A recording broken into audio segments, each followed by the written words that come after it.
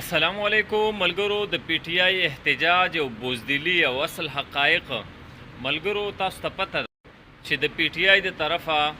احتجاج روان دی او مختلفو علاقو نه د دوی قافلې روانې دي پنجاب کې خو دوی مکمل پنچر شوي دي بتی چوک تم نه دي را رسیدلی او اکثر رهنما چې کوم دي هغوی په خپله گرفتاری ورکړې ده زین قریشي او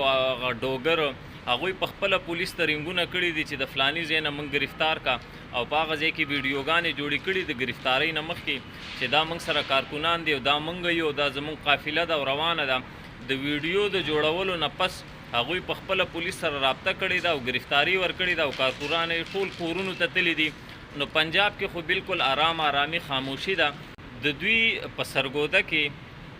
احتجاجي یوه قافله را روانه وه د دوی لکه بزدلي تاسو وګورئ او هغه د جنج په شکل کې را روانه وه یعنی یو ګاډی پکې داسې ښکلی کړی و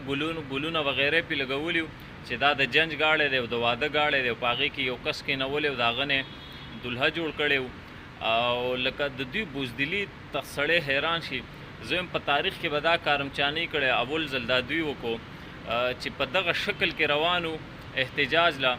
او احتجاج نه بلکې حقیقي ازادي او بیا د جهاد دپاره په دې شکل کې روان دي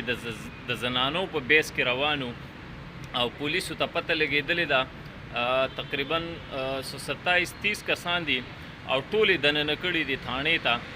نو دا د دوی بزدلي او دا د دوی احتجاج دی او دا د دوی هغه جهاد او حقیقي ازادي ده چې د زنانو په شکل کې روان دي هلکه ته چې جهاد له روانې و حقیقي ازادۍ له روانې ښه په نره باندې لاړ شه داسې د زنانو کارونه هم شروع کړي دي په تیر احتجاج کې هغه ګنډپور چې په نیمه کې تښتېدلی نو ګنډپور دا خبره کړې وه چې میں وضو کر کے آ رہا ہوں زه اودس کوم او راځم او 2 غنټې پس به بیا احتجاج شروع کوو او د هغې نه پس د ګنډپور پته ونه لګېده بس هغه اودس پسې لاړ او بیا ورک شوی و پته یې نه لګي کوم طرف ته تللی و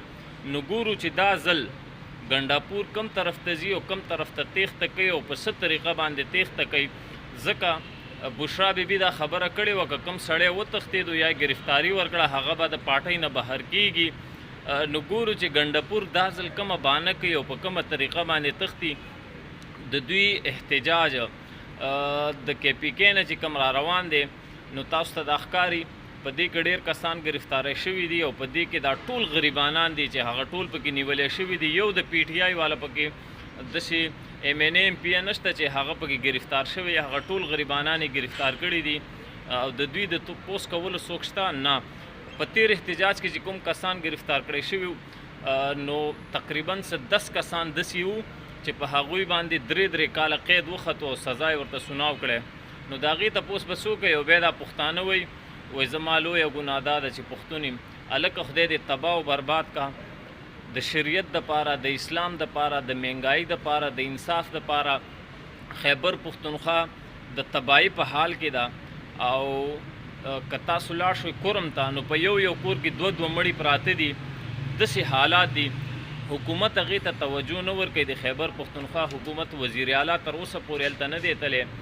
او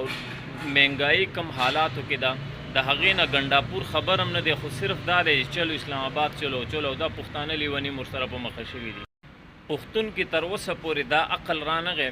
چې موږ څوک استعمالوي او د څه مقاصدو دپاره م استعمالوي الله هم پوهه که تاسو ته به اوس سړی څه ووایي